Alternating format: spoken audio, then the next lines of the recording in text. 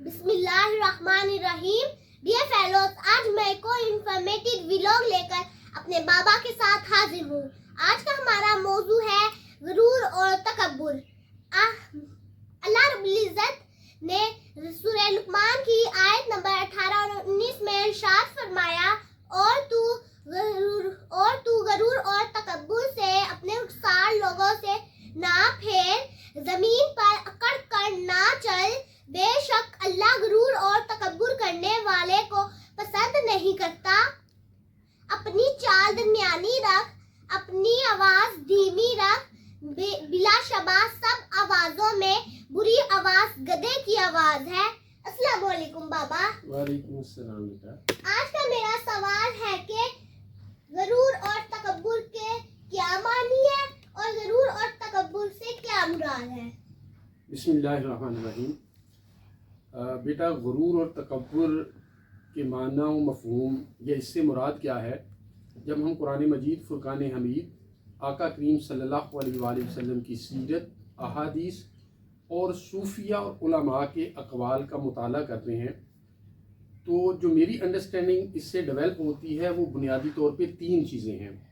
बकिया जितनी भी हैं वो इस गरूर और तकब्बुर की अशकाल हैं। पहली जो चीज़ बुनियादी गरूर जिसको हम कह सकते हैं, वो बुनियादी तौर पे आका करीम सल्लल्लाहु अलैहि वसल्लम की हदीस से ही हम तक पहुंचती है।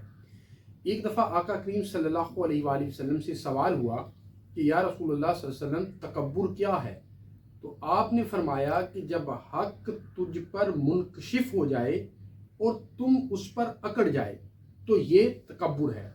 यानी जब एक चीज़ तुम पर वाज़े हो जाए कि सही ये है और गलत ये है, लेकिन तुम उसको कबूल ना करो बल्कि उसका इनकार करो, तो ये तकब्बुर है। एक तो तकब्बुर की ये शक्ल है। और दूसरी, जब मकालमा शैतान का अल्लाह रब्बुल इज़्ज़त के साथ कुरान मजीद फुरकान हमीद में आता है कि जब शैतान को अल्लाह रब्बुल इज़्ज़त ने फरमाया कि इंसान को सजदा कर, तो उस वक़्त कुरान मजीद में ये अल्फाज आते हैं, अबा वस्तकबरा, कि उसने इनकार किया और तकब्बुर किया और ये बात कही कि मैं इससे आला हूँ और ये अदना है, इसलिए कि मैं आग से बना हूँ और ये मिट्टी से बना है।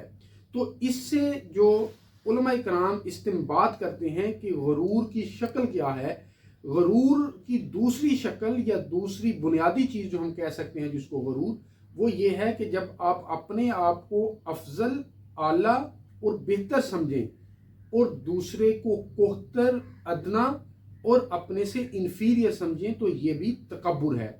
सिर्फ अपने आप को आला समझना ये खुद पसंदी हो सकती है, लेकिन तकब्बुर नहीं। इसके लिए साथ ज़रूरी है कि दूसरे को तहकीर के साथ आप देखें, हकारत की नज़र से देखें और उसको कोहतर समझें, तो ये तकब्बुर है।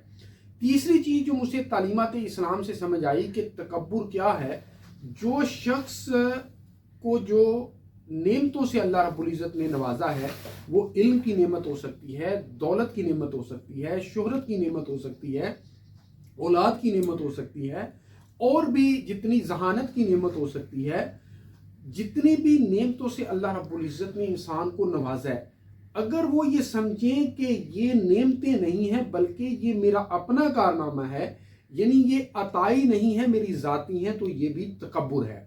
इसीलिए कहा गया कि जो तकब्बुर है वो शिर्क की सीढ़ी है। इसलिए कि बंदा जब ये समझता है कि ये मेरी अपनी वजह से है, ये मेरी है, ये अताई नहीं है, अल्लाह रब्बुल इज़्ज़त की नहीं है, तो ये फिर इंसान बुनियादी तौर के अल्लाह रब्बुल इज़्ज़त की ज़ात और सिफात की इनकार की तरफ बढ़ रहा होता है। तो अब ये तीनों चीज़ें मैंने आपके सामने रखी, ये फंडामेंटल्स ऑफ तकब्बुर हैं, जिसको हम एरोगेंस कहते हैं या प्राइड कहते हैं। एक इसके साथ और सवाल ये पैदा होता है कि क्या अच्छे कपड़े पहनना, अच्छा जूता पहनना और अपने आप को साफ सुथरा रखना, क्या ये भी तकब्बुर है? ये सवाल भी आका करीम सल्लल्लाहु अलैहि वसल्लम से एक सहाबी रजी अल्लाह तआला ने पूछा, तो आका करीम सल्लल्लाहु अलैहि वसल्लम ने फरमाया कि ये तकब्बुर नहीं है, इसलिए कि इन्नल्लाह जमीलुन व हुवा युहिब्बुल जमाल, कि अल्लाह खुद खूबसूरत है और वो खूबसूरती को पसंद करता है। बाबा, जरूर मेरा दूसरा सवाल है कि गरूर और तकब्बुर के क्या नुकसानात हैं? بیٹا ایک نقصان تو سب سے بڑا یہ ہے کہ آپ اللہ رب العزت کی ناراضگی مول لیتے ہیں، آپ راندہ بارگاہ ہو جاتے ہیں۔ جس طرح اللہ رب العزت نے شیطان کو دختکار دیا، اسی طرح جو متکبر شخص ہے وہ اللہ کی بارگاہ میں بھی دختکارا جاتا ہے۔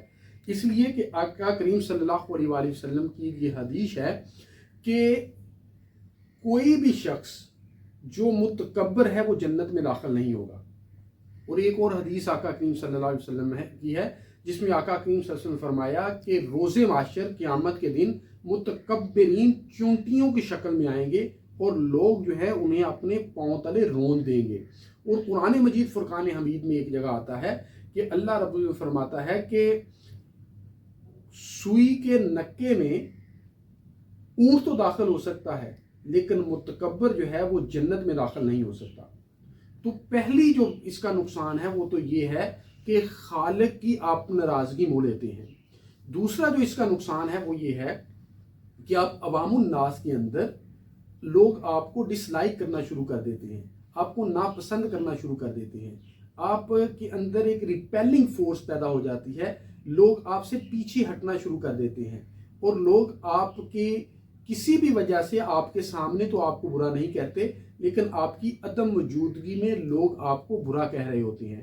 اور دوسری طرف جو اس کا متضاد ہے عاجزی، جب آپ عاجزی اختیار کرتے ہیں تو یہ اللہ رب العزت کو پسند ہے اور لوگوں کو بھی یہ بات پسند ہے۔ وہ جو ایک شعر ہے نا بڑا خوبصورت کہ عالی ظرف جو ہوتے ہیں ہمیشہ جھک کر ملتے ہیں، سراہی سرنگوں ہو کر برا کرتی ہے پروانہ۔ آپ کسی درخت کو دیکھیں، جو پھلدار ہوگا وہ جھکا ہوگا، جو پھل کے بغیر ہوگا وہ جھکا ہوا نہیں ہوگا۔ تو اس سے صالحین یہ فرماتے ہیں کہ جو شخص جھکا ہوتا ہے، متکبر نہیں ہوتا، عاجز ہوتا ہے، اللہ رب العزت اس کو پھل پھول لگاتا ہے، یعنی اس کو ترقی سے نوازتا ہے، اس پر اپنے انعامات کرتا ہے۔ اور واصف صاحب نے رحمۃ اللہ علیہ نے ایک جگہ بڑی خوبصورت اس حوالے سے بات کی کہ بڑا آدمی کون ہے؟ کیا آپ متکبر ہونے سے بڑے ہوتے ہیں یا عاجز ہونے سے بڑا ہوتے ہیں؟ آپ نے فرمایا کہ بڑا آدمی وہ ہے جس کی سنگت میں، جس کی محفل میں، جس کی قربت میں کوئی اپنے آپ کو چھوٹا محسوس نہ کرے۔ تو یہ نقصانات ہیں متکبر ہونے کے کہ اللہ کی ناراضگی مول لیتے ہیں اور لوگوں کے اندر آپ ڈس لائک اور لوگ آپ کو ناپسند کرنا شروع کر دیتے ہیں۔ Thank you.